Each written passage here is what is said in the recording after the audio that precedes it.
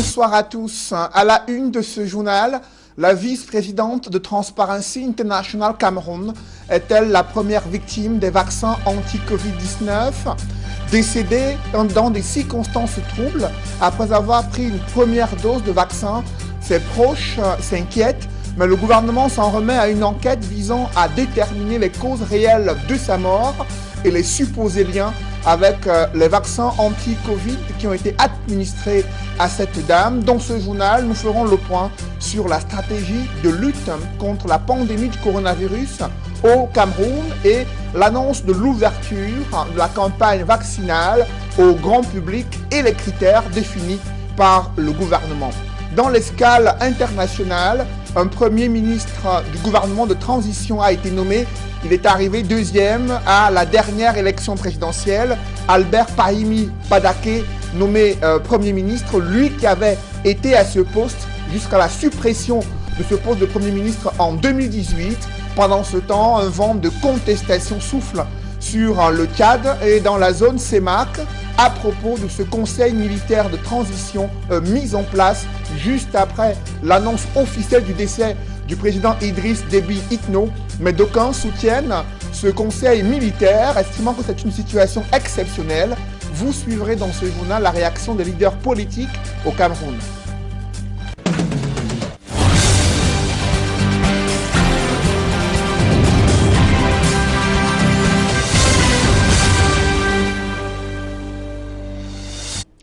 Merci de suivre cette édition complète de l'information sur Equinox Télévision.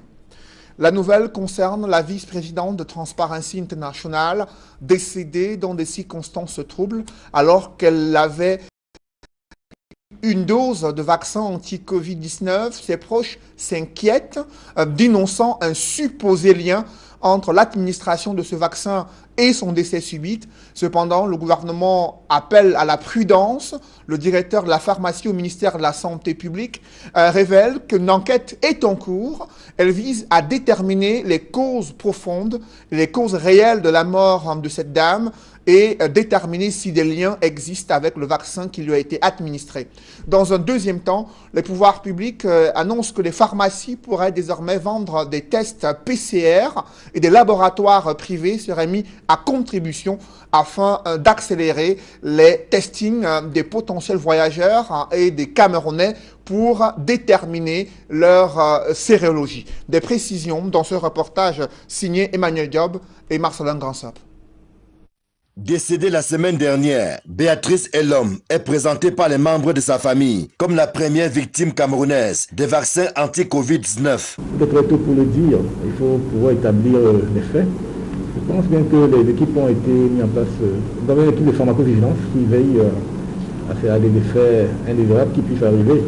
Et pour le moment, nous n'avons pas une information sur cette mort suite à l'injection. Ça peut être un décès dû à autre chose, mais je pense que les équipes du ministère de la Santé vont se mettre rapidement en place pour établir les faits si elles sont avérés.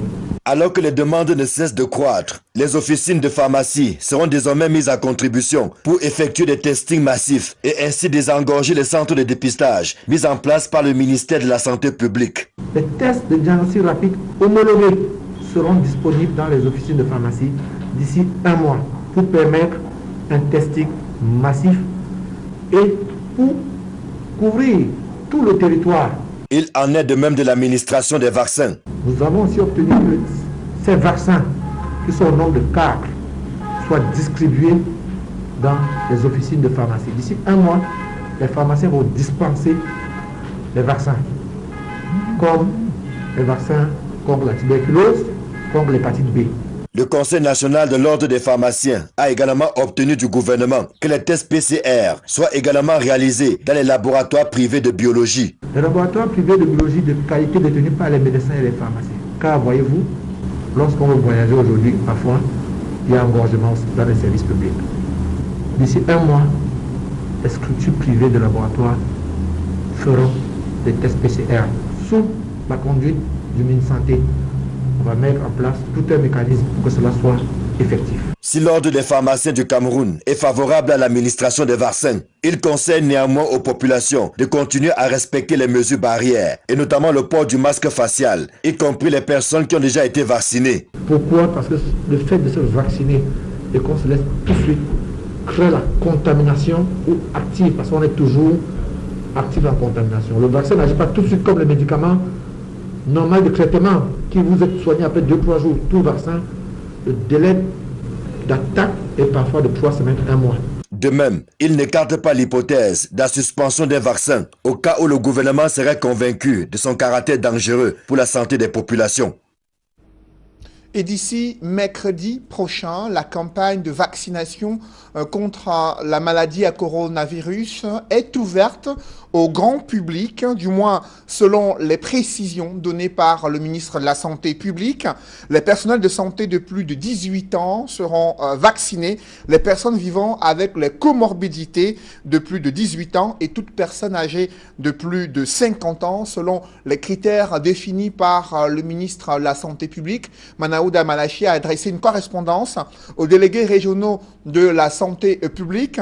Ceux-ci doivent mener une campagne de vaccination intensive dès le 28 avril. Elle s'étend jusqu'au 2 mai 2021. Près de 243 centres de vaccination ont été identifiés dans le cadre de cette stratégie mise en place par le gouvernement. Des dispositions doivent être prises au respect des critères et des couches sociales qui sont ciblées dans le cadre de la vaccination annoncée par le gouvernement. C'est une scène inhabituelle vécue dans une localité, Pola, là où des fidèles de l'église évangélique du Cameroun ont verrouillé les portes du temple de Dieu, réclamant l'éviction de leur pasteur en poste depuis 9 ans. Il accuse de détournement de deniers publics et d'incompétence. Celui-ci nie les faits, mais comment en est-on arrivé là? Élément de réponse avec Cyril Djemba, Cédric Ding et Robert Kenyé. Les carillons de l'église évangélique de Pola dans la ville de Nkonsamba n'auront pas retenti ce dimanche. À la place, ce sont les chants des fidèles qui ont résonné dans la cour de l'église, agrémentés de pancartes. Tous sont unanimes et réclament le départ de leur actuel pasteur en poste depuis bientôt 9 ans. Il y a 9 ans aujourd'hui, on nous a envoyé un pasteur. Pendant 9 ans, nous nous rendons compte que c'est la cacophonie totale. S'il vous plaît, mettez-vous un peu à ma place, que vous restez pendant un consistoire. C'est tous les pasteurs de la région qui sont là. Et quand vous dites que ça fait combien? Ça fait 2 ans que vous ne versez pas vos contributions. On vous dit que vous n'êtes plus de paroisse. Attendez un peu. Où va l'argent? Si on ne verse pas cet argent là-bas, à part que tous les dimanches, nous faisons des quêtes ici. La paume de la discorde est donc d'ordre financier. Selon les fidèles, des millions de francs CFA ont été déboursés pour rénover la bâtisse religieuse. Et jusqu'ici, rien. Ça ne suffit pas, ça ne suffit pas. Regardez la paroisse. Ce presbytère-ci, on a versé plus de 4 millions de francs sur ça. Mais la paroisse aujourd'hui n'est pas finie. Le presbytère n'est pas fini. Il y avait le sable est fini dans le ciment. On a de le ciment a séché, c'est devenu comme le caillou. Attendez, on va où avec? Pour aujourd'hui là, c'était bon. Le pasteur Pougne pas. Donc le pasteur Pougne pas, la paroisse de Pola. C'est ça les jeunes ou pas? C'est ça.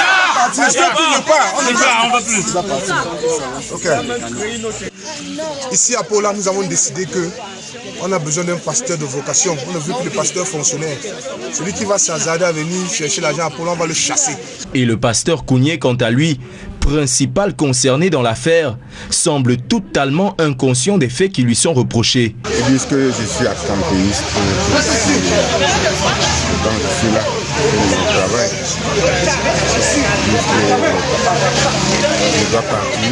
Une situation qui s'éternise et pousse les fidèles de la paroisse à aller célébrer le culte dans le village voisin de Baré-Soumtou. Moi, personnellement, je serais obligé d'aller faire le culte au grand temple parce que c'est fermé. Là-bas, c'est une toute autre ambiance. Et une promesse de bâtir la paroisse afin de permettre aux fidèles de célébrer dans l'allégresse. Ambiance électrique à la session ordinaire du conseil municipal à Mbanga. Des conseillers municipaux ont claqué la porte, refusant dans un premier temps d'adopter le compte administratif de cette commune. Il a fallu l'intervention musclée du préfet pour contraindre les conseillers municipaux à retourner en salle afin d'adopter finalement ce compte administratif. Sous cap, il déplore une dictature de la part de l'autorité dans la localité de Nkonsamba. D'autres précisions avec Jacques Molon et Nadine Yambou. À la session ordinaire du conseil municipal de la commune de Mbanga, dans le département du Mungo, les conseillers municipaux accusent le maire de ne leur avoir pas fait parvenir à temps les documents du conseil dans le respect des textes réglementaires. La loi dit que lorsqu'on convoque un conseil municipal, les documents doivent nous être remis au moins 7 jours avant. Nous avons donc reçu les documents mercredi, qui était la date du début du conseil.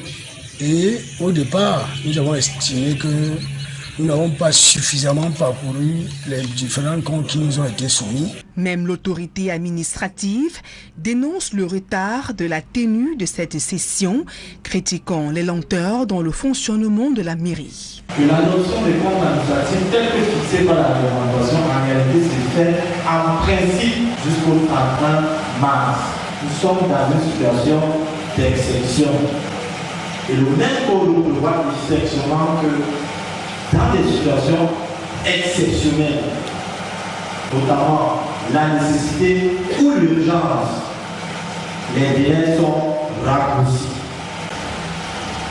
Qu'est-ce que nous voulons poser comme héritage? Parce que si ces populations nous ont choisi, c'est pour les représenter. Et si nous avons toutes les solutions, faisons-le pour le plaisir des populations pour lesquelles nous sommes là. Dans ce cafouillage observé, les conseillers municipaux vont quitter la salle des travaux avant d'y revenir quelques heures plus tard, après de longues négociations. Citée à la barre, Madame le maire, Henriette Ndale Ndjagé, rejette toutes ces accusations et parle plutôt d'une incompréhension avec ses conseillers municipaux. C'est des incompréhensions et des fausses nouvelles qui circulent. Personne n'est parfait. Donc je me rends compte que, bon, pendant que je crois bien faire, il y en a qui trouvent que c'est pas total. En plus des conseillers municipaux, les chefs traditionnels déplorent l'absence de dialogue entre les collectivités territoriales et les chefferies traditionnelles. On ne nous a même pas donné la parole là-dedans. On nous a tout simplement demandé de libérer la salle parce que Madame le maire veut rester avec les conseillers. Même Yaoundé ne laisse pas la corde. Que Yaoundé laisse la corde et qu'il y ait dialogue, ça va marcher. Initialement prévue le mois de mars dernier, la session du conseil municipal de la commune de Mbanga s'est finalement tenue après plus d'un mois de retard. Et le budget adopté s'élève à près de 530 millions de francs CFA. Le dialogue intercommunautaire peut-il apaiser les tensions dans l'arrière-pays, notamment dans les zones où des conflits entre communautés ou des crises socio-politiques perdurent, à l'instar des régions du nord-ouest et du sud-ouest? Dans la localité de Nkonsamba, les communautés se sont retrouvées sous l'égide du REDAC avec l'appui du Haut-Commissariat du Canada au Cameroun afin de pouvoir discuter des problèmes auxquels ils font face et y trouver des solutions consensuelles. Compte rendu, Cyril Diemba, Isabelle Carole Zoupet. Les nombreuses crises sociopolitiques et défis sécuritaires auxquels fait face le Cameroun ont engendré de multiples violations des droits humains. Une situation que condamne avec la dernière énergie le réseau des défenseurs des droits humains en Afrique centrale, qui ne cesse de multiplier de stratégies pour la consolidation de la paix et la réconciliation pour un développement durable. C'est d'ailleurs dans ce sens que le REDAC a organisé en Nkonsamba un dialogue intercommunautaire pour la paix et la réconciliation au Cameroun. Ça fait très mal. mal. Quand on voit les conséquences dramatiques, parfois on n'imagine même pas quel a été le vécu des gens et les traumatismes qu'ils vont porter sur de longues années. Et cela nous interpelle d'autant plus, non pas seulement à les accompagner, mais à rapidement trouver une solution à cette crise qui a déjà tellement fait beaucoup de victimes et puis a eu des conséquences si dramatiques. Ça dure depuis 5 ans. Alors ça nous interpelle pour que, au travers de ces dialogues intercommunautaires, nous puissions vraiment apporter des solutions que nous allons porter plus haut dans le cadre du plaidoyer auprès des décideurs et puis de tous les acteurs sur le terrain pour que nous puissions ensemble trouver une solution. Objectif, mettre ensemble les Camerounais vivant dans les zones en conflit et ceux n'y vivant pas, afin de partager leur expérience des crises sociopolitiques que vit le pays, leur incidence et poser les bases d'un dialogue franc et inclusif. Vous avez commencé à vous habituer que vous ne pouvez rien être sans l'autre. C'est pour cela qu'à partir de cet élément que nous pouvons éviter les crises. Je vous assure, pour ceux qui ont vécu ces moments, il a posé des bords dans l'autre. Et ce qui ne vous suffit pas déjà pour vous-même, vous êtes obligé de partager avec les autres parce qu'ils sont en détresse. Vous êtes obligé de les accepter. Cet espace d'échange entre autorités administratives, religieuses, traditionnelles, acteurs de la société civile, journalistes et populations est mis sur pied en vue d'un plaidoyer constant pour la prise en compte de l'approche des droits humains dans la gestion des crises et conflits. Au-delà des régions anglophones et du département du Mungo, le département du Mayorais est aussi le théâtre de nombreuses exactions, violations des droits de l'homme et également intimidation des jeunes engagés dans la vie politique. Illustration avec Célestin Yanda, UNDP de Toubouro, invité de l'émission La Vérité en face. Il a dénoncé l'abus de pouvoir de certaines autorités traditionnelles et personnalités politiques empêchant des jeunes de choisir une autre voie, une voie autre que celle tracée par les élites politiques dans le Grand Nord. Je vous invite à l'écouter. Faire de la politique dans le Mayorais, il faut s'attendre forcément à deux choses. Lesquelles? Soit on vous tue et que rien ne va plus se passer. Si vous avez la chance, on vous jette en prison. En 1996, précisément en janvier, un député de la nation, au nom de Haman Adama, avec l'autorisation du Lamido Père, le feu Majesté Amadou Abdoulaye, une délégation des députés et des militants de l'UNDP, avec l'aval pour faire la paix et préparer les élections municipales de 1996, il a autorisé qu'un meeting se tienne à Reybouba. Ces militants, naturellement, se sont déportés dans cet arrondissement. Pour finir, c'était une véritable chasse à l'homme, une répression sanglante. Des gens étaient drogués et attendaient cette délégation. C'était précisément le 8 janvier 1996. Et le 18, ce député meurt de suite de traumatisme à Yaoundé. Jusqu'aujourd'hui, on n'en parle pas. Si Yandal essaie de parler, on dit que Yandal veut réveiller les démons. Il y a le député Koulaya Nana, le feu maire de Toubouro. Député de Toubouro, c'est-à-dire il était tête de liste à l'époque. Mais il a été excommunié de sa circonscription d'élection pendant toute la mandature. Il y avait au moins 50 barricades en route pour empêcher Koulaya de rentrer dans sa circonscription d'élection. Et il a été jeté en prison pendant qu'il était député. Durant cet entretien, le membre du comité central de l'UNDP, Célestin Yandal, a dénoncé la situation chaotique des cotonculteurs dans sa localité. Non seulement il déplore la chute drastique des prix du coton, mais également les retard dans le paiement des droits des cotonculteurs après qu'ils aient vendu l'essentiel de leur production, des cotonculteurs qui tirent le diable par la queue dans le Grand Nord. Dénonciation faite par Célestin Yandal que je vous invite à écouter une fois de plus. L'assaut de coton qui est pour tout le Grand Nord, la structure après l'État qui emploie. Les employés de l'assaut de coton ne sont pas que les agents qui travaillent, mais même les agriculteurs qui travaillent pour faire fonctionner l'usine.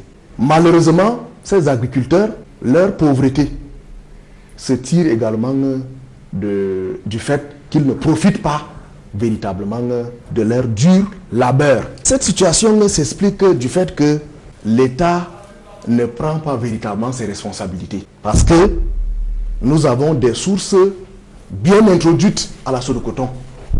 Qu'il n'y a pas de subventions de l'État à la soie de coton. L'État ne subventionne pas la soie de coton, qui est la seule entreprise du Grand Nord. Ce que j'ai compris, c'est que ce n'est pas la direction générale. Mais il y a une confédération nationale de producteurs de coton.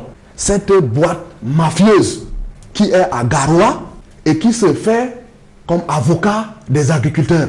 Cette confédération dont le mandat est déjà échu depuis 4 ans a trouvé des moyens, des stratagèmes de faire proroger en demandant au directeur général, le directeur général qui demande l'avis aux Minader, qui proroge. Les cotonculteurs n'ont pas un syndicat dit de ce nom pour défendre leurs droits. Mais il revient aux cotonculteurs de s'organiser. Voici donc l'organisation qui devrait donc jouer ce rôle, mais qui se résume à sucer, qui se résume à se sucrer du dur labeur de ces cotonculteurs. Parlons à présent de la situation au Tchad, un pays voisin du Cameroun. Le Conseil militaire de transition refuse de dialoguer avec les rebelles du FACT, estimant qu'il y aura une mission visant à neutraliser ces rebelles responsables, selon ce Conseil militaire de transition, de la mort d'Idriss Déby Itno. Pendant ce temps, l'Union africaine se mobilise pour exiger le retour du pouvoir aux civils. Les pays du G5 Sahel, quant à eux, sont très inquiets.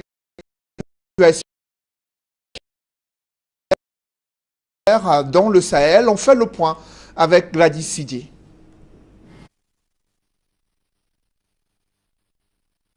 L'heure n'est ni à la médiation ni à la négociation avec les hors-la-loi. La déclaration est celle du général Azem de la junte au pouvoir au Tchad. Le Conseil militaire de transition a opposé une fin de non-recevoir aux rebelles. Il demande l'appui des partenaires pour arrêter les rebelles présents dans les différents pays du G5 Sahel. Le Tchad en appelle à la coopération et à la solidarité en vertu des différents accords qui lient les différents pays afin de faciliter la capture et la mise à disposition de la justice des rebelles responsables de la mort de plusieurs dizaines de soldats. Les FACT de leur côté s'étaient dit disposés à un cessez-le-feu suite à une médiation lancée entre les militaires et les rebelles par les présidents du Niger et de la Mauritanie, membres de l'organisation du G5 Sahel. Nous avons répondu positivement à la médiation du Niger et de la Mauritanie et avons affirmé notre disponibilité à observer une trêve, a affirmé le chef du FACT. Mais au même moment, selon lui, ces troupes continuaient de se faire bombarder par l'armée tchadienne. Ainsi a-t-il déclaré, s'ils veulent faire la guerre, on fera la guerre. Si on nous attaque, on va répliquer. Au milieu de cette guerre entre rebelles et conseil militaire de transition au Tchad, l'Union africaine exige le transfert du pouvoir aux autorités civiles. Dans un communiqué, le Conseil de paix et de sécurité de l'Union africaine a fait part de sa grave préoccupation quant à l'instauration d'un conseil militaire dirigé par le fils du défunt président. Le communiqué appelle également à un dialogue inclusif et demande à la Commission de l'Union africaine, présidée par le Tchadien Moussa Faki Mahamat, de constituer rapidement une mission d'enquête de haut niveau au Tchad. Le communiqué souligne que la situation au Tchad constitue une menace potentielle pour la paix et la stabilité du pays lui-même, mais aussi de ses voisins et le continent. Et la société civile tchadienne, elle, appelle les populations à manifester. La coordination des actions civiles a appelé les Tchadiens à descendre dans la rue sur l'ensemble du territoire. Les acteurs dénoncent la partialité de la France, accusée de cautionner la succession dynastique dans leur pays. L'appel à manifester, lancé par la société civile tchadienne, prend effet mardi 27 avril 2021. Le chef du gouvernement de transition au Tchad est connu selon un décret signé par Mahamat Idriss Déby. C'est Albert Pahimi Padaké qui a été nommé Premier ministre du gouvernement de transition au Tchad. décret officialisé ce jour. Il était arrivé deuxième à la dernière élection présidentielle du 11 avril avec 10% des voix, loin derrière le défunt président qui a été réélu dès le premier tour avec près de 80% des voix exprimées en sa faveur. Pahimi Padake avait occupé les fonctions de Premier ministre jusqu'en 2018, date de suppression de la fonction. Il sera à la tête d'un gouvernement de transition dont les membres seront nommés et revoqués par Mahamat Idriss Déby, fils de l'ancien président. Et ce maintien du Conseil militaire de transition suscite de vives critiques en zone CEMAC. Des leaders politiques au Cameroun déplorent un coup d'État constitutionnel orchestré pour favoriser le maintien du régime Déby au pouvoir. Une situation qui risque d'être explosive pour ce pays et avoir des répercussions sur le plan géostratégique. Un avis que ne partagent pas d'autres analystes et leaders politiques camerounais. Ils estiment que c'est une situation d'exception qui justifie la mise en place d'un conseil militaire. L'objectif est de lutter contre les bandes armées terroristes dans le Sahel. Le regard croisé de la classe politique camerounaise sur la situation au Tchad, c'est avec Flavien Valodongo. Le fait pour certains chefs d'État de la CEMAC d'avoir reconnu le fils du défunt président du Tchad comme le nouvel homme fort de ces pays est-il un signe d'alerte pour des tractations de succession observées en Afrique centrale? À cette question, certains acteurs politiques de l'opposition révèlent que les constitutions des pays qui implémentent ce phénomène sont piétinées. Si on laisse courir dans l'opinion l'idée selon laquelle c'est en violant la constitution qu'on préserve la stabilité, alors il faut qu'on ait l'honnêteté intellectuelle de se poser la question de savoir à quoi nous servent les constitutions. Parce que précisément, la loi fondamentale est là pour aménager l'organisation des pouvoirs au sein de l'État, y compris ce qu'on appelle en droit constitutionnel les pouvoirs exceptionnels. Le Gabon, le Congo-Kinshasa et désormais le Tchad parlent-ils au Cameroun? Pour le militant du parti au pouvoir, l'équipe de transition mise en place au Tchad ne saurait laisser indifférents les leaders qui plus ou moins redoutent l'insécurité. Je veux dire, cette idée-là de ce qu'une déflagration au Tchad constituerait une menace, non seulement pour les Tchadiens, mais également pour l'ensemble des pays de la sous-région, a fait que le président de la République, qui jusqu'ici n'a pas dit qu'il apportait une caution ou alors un adoubement à la junte militaire, vous voyez très bien qu'il a dépêché aux obsèques du Idriss Déby, le chef des armées, le ministre des armées. Tout simplement parce que cette préoccupation-là, elle est sous-jacente, elle conditionne l'ensemble des positions que les gens plus ou moins prennent. Le panafricaniste et militant de l'Union des populations du Cameroun souligne que le choix du fils d'Idriss Déby de succéder à son père pour une transition pacifique au Tchad n'est pas un fait du hasard. Par ailleurs, ajoute-t-il, le départ du président Biya du pouvoir au Cameroun ne saurait connaître le même sort. L'avocat et militant du mouvement pour la renaissance du Cameroun et allié, qui n'éprouve pas la vie de l'Union des populations du Cameroun, s'appuie sur l'exemple du Tchad actuel et selon lui, soutenu par le chef de l'État du Cameroun pour exprimer ses inquiétudes malgré l'existence de la Constitution. Et je suis inquiet quand je vois que le Cameroun viole la Constitution tchadienne en adressant un courrier à une junte militaire. Le Cameroun viole ses propres textes en le faisant, parce que ne serait-ce que l'article de la Charte africaine de la démocratie, des élections et de la gouvernance que le Cameroun a ratifié, s'oppose formellement à toute transmission du pouvoir hors des mécanismes constitutionnels.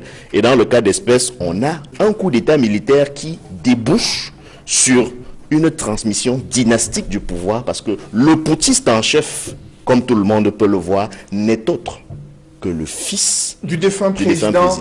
Au regard de toutes ces réactions, l'on comprend que la situation qui prévaut au Tchad en ce moment, non seulement le bas peuple, mais plus encore des oppositions camerounaises qui voient certainement le Gabon, le Congo-Kinshasa et le Tchad parler au Cameroun. Le groupe Equinox confirme son leadership dans le paysage audiovisuel camerounais. Il vient de rafler la mise lors de la 4e édition des Awards de Médiatude. Lors de l'événement organisé à Yaoundé, une dizaine de distinctions ont été remises à Equinox Radio et Télévision, sacrée meilleure radio et meilleure chaîne de télévision, selon des Camerounais qui ont un vote populaire plébiscitant la chaîne du peuple et la radio dont le ton change le temps. Et dans la même veine, des journalistes et animateurs de la chaîne du peuple ont été plébiscités, meilleur animateur, meilleure présentatrice des JT, également Equinox Soir, meilleure chaîne, meilleure émission de l'année pour une deuxième fois consécutive, des récompenses qui démontrent le leadership, le professionnalisme des journalistes et animateurs de la chaîne de télévision Equinox et sa radio Equinox Radio. Vivez ces temps forts, la 4e édition des Awards des médias avec Marcelin Gansop. Alors, présentatrice de l'année, Julienne Berbisaï. Voici 4 ans que Equinox Télévision et Radio illumine les Awards des médias organisés par Médiatude pour l'édition 2021 qui récompense en fait le travail abattu en 2020. Votre chaîne préférée s'en tire avec une dizaine de prix parmi les plus prestigieux. Les lauréats sont aux anges au moment de recevoir leur trophée. C'est un plaisir pour moi et un honneur de recevoir cette distinction de Médiatude. Je voudrais remercier le comité d'organisation, remercier également mes patrons, le PDG, le directeur d'exploitation d'Equinox Télévision pour l'opportunité qu'ils me donnent au quotidien d'exprimer mon talent. Merci à chacun d'entre vous qui a pris la peine de voter pour Esther Maët dans la catégorie meilleure animatrice de l'année 2020 au Cameroun. Merci. Je veux dire merci à la chaîne qui m'emploie, cette grande et puissante chaîne de télévision. Si ce moment récompense les efforts faits par les uns et les autres pour installer Equinox TV et Radio sur le toit de l'Afrique, il se veut également une invite à travailler encore davantage, malgré un environnement qui n'est pas du tout facile. C'est une récompense des moments de travail assez intenses et rudes, mais c'est aussi une récompense pour une passion qu'on fait, celle de faire du journalisme et uniquement du journalisme. Donc je voudrais dire merci à tous ceux qui ont voté. Je dis merci également à la grande équipe de Médiatude qui chaque année améliore la qualité de l'organisation de cet événement et remercier aussi tous ceux qui nous suivent au quotidien, qui réagissent à la qualité de nos programmes sur Equinox Télévision. Enfin, une pensée pour les confrères qui sont emprisonnés, qui ont du mal à exercer ce métier au Cameroun en raison d'un environnement pas toujours évident. Entre autres, au cours de cette 4e édition des Awards de Médiatude, celui de meilleur journaliste et présentateur du journal avec Cédric Moufélé, de meilleur reporter avec Jean-Paul Chouniat, de meilleur animateur et animatrice avec Michel Ngachou et Esther Maët, et autres meilleures présentatrices du journal avec Julienne Berthe Bissaï. Que de lauriers reçus, et pourtant Equinox Télévision et Radio n'entendent pas s'arrêter en si bon chemin. Ce d'autant que quelques-uns de ces programmes phares, à l'instar de Equinox Soir, Droit de réponse et autres regards sociaux, continuent de rafler la mise. Au même moment que la radio et la télévision sont plébiscités depuis 4 ans par des téléspectateurs, auditeurs et internautes avisés. Précisons que cette cérémonie, qui s'est tenue pour la première fois à Yaoundé, a récompensé plusieurs autres acteurs des médias camerounais et a marqué l'année 2020. Le trophée, c'est quoi? Mesdames, messieurs, c'est la fin de ce journal. Merci de l'avoir suivi. Juste après cette édition de 20h, retrouvez Serge Alain Rotou et ses invités sur le plateau d'Equinox Soir, meilleure émission de l'année pour la 2e fois consécutive. Serge Alain. Voilà, justement, devant moi, les différentes distinctions. Chaîne de télé de l'année, Equinox Télévision, madame, monsieur, voilà. Radio de l'année, Equinox Radio. L'émission de l'année, votre émission Equinox Soir. Le talk show de l'année, Equinox Soir, une fois de plus. Voilà, Cédric, vous avez double lauréat, c'est ça? Journaliste de l'année et meilleur présentateur JT. C'est une confirmation de la qualité du travail effectué sur Equinox Télévision, des distinctions qui devraient nous amener à travailler davantage pour répondre aux préoccupations des Camerounais et des millions de téléspectateurs qui nous regardent à travers l'Afrique aujourd'hui, vu la vocation panafricaine d'Equinox, et à travers le monde également pour suivre l'évolution de l'actualité au Cameroun et sur le continent. Voilà, ils sont nombreux également à nous regarder au Tchad où il y a un nouveau Premier ministre.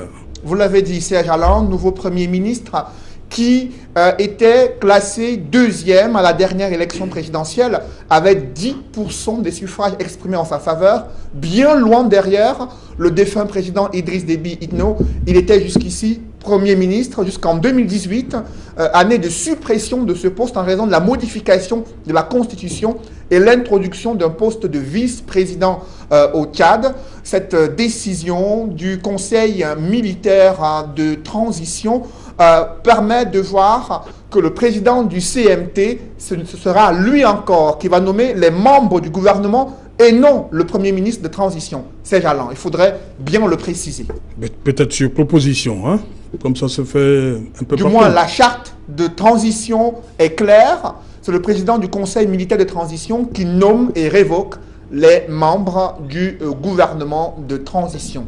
Serge Allan. Voilà, madame, monsieur, c'est l'essentiel. Equinox Soir, deuxième partie. Bonne soirée à vous et bravo une fois de plus. Bravo une fois de plus, c'est digne. Merci, Serge Allan. À vous aussi. Voilà, et à toute l'équipe, Julien Berthe Bissaï et les autres. Et toute la rédaction. Toute la rédaction, hein, oui, oui. Julien Berthe Bissaï également et voilà. Toute l'équipe technique qui contribue à la qualité de nos émissions, qui nous permet également d'être présents sur les réseaux sociaux. Nous disons merci à cette grande équipe technique d'Equinox Télévision. Et surtout ce déploiement à l'international, Equinox Télévision depuis un certain nombre d'années. On dit merci au président directeur général, hein, M. Séverin Tchouke, pour cela. Voilà, madame, messieurs, on va continuer avec Edmond. Vous êtes surpris par tout ça, Equinox, chaîne des télés de l'année? Non, pas du tout surpris. Pas du tout surpris, étant donné la qualité du travail qui se fait ici. Je vais dire, c'est déjà pas la première fois, c'est rebelote. L'année passée, Equinox a su déjà se distinguer par la qualité de son travail et le talent, n'est-ce pas, je vais dire, des hommes, des femmes, n'est-ce pas, qui constituent l'équipe de travail en général. Je parle des journalistes, des animateurs, des techniciens. On n'est pas premier par hasard, ça il faut le dire. Il n'y a pas de hasard à être premier. Mais il y en a qui pensent que c'est le hasard. Mais non, mais c'est